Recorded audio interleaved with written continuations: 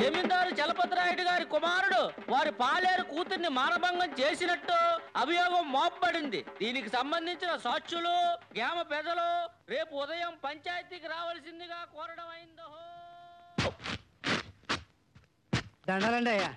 ఏ ఊరు? సీతానగరం అండి. పెద్ద చెరువు గండిపడి పాలెం కొట్టుకుపోయిందంటండి. ఓహో, ఆ ఊరికి సరిపడగా ధాన్యం తోలించి 10,000 ఇచ్చి పంపించారు. మార్టే నుండి వచ్చానండి అయ్యా. ధర్మసత్రం పెట్టి అన్నదానం చేస్తున్నారండి. ఆహా, ఓ 200 బస్తాలు పంపించారు. అలాగేనండి, ఉంటానండి. వీరవాసం నుండి వచ్చారండి అయ్యా. అనాథాశ్రమం పెట్టి 400 మంది పిల్లల దాకా పోషిస్తున్నారండి. శభాష్, 1000 బస్తాలు పంపించండి. 1000? మహారాజు సల్లంగా ఉండాలి. కాసేపు వాళ్ళ అలాగేనండి.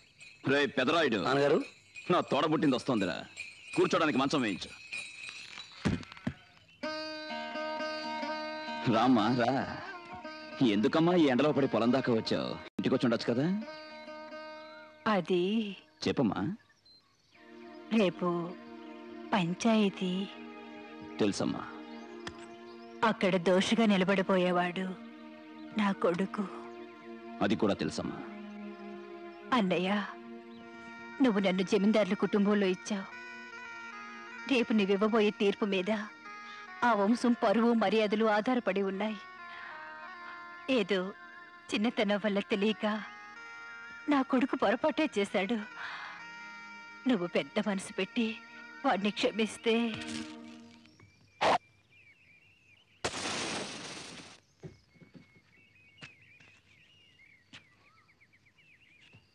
పెదరాయుడు, మన ఇనపెట్లో మీ అమ్మది 500 తులాల బంగారం ఉంది.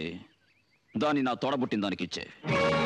చూడమ్మా, రామాపురంలో నాకు 700 ఎకరాల కొబ్బరి తోట ఉంది. అది నీకు రాసిస్తాను. అలాగే కోదాడ పక్కనున్న 200 ఎకరాల సాగుభూమి కూడా నీ పేరులో రాస్తాను. నువ్వు కావాలంటే నాకున్న యావదాస్తిని నీకు ధారాదత్తం చేస్తాను.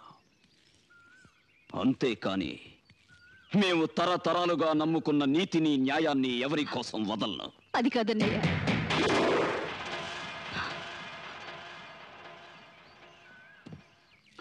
నీ రక్తం పొంచుకు పుట్టిన దాన్ని. నీతి నిజాయితీ నీకు 2 కళ్ళని నాకు తెలుసు. కానీ పేగు తెంచుకున్న వాడి మీద మమకారం చావక ఒకవేళ అడుగుంటే అన్నయ్య కనికరం చూపించేవాడేమో నన్న చిన్న ఆశ నన్ను ఇక్కడికి రప్పించింది. నన్ను క్షమించన్నయ్య, క్షమించు.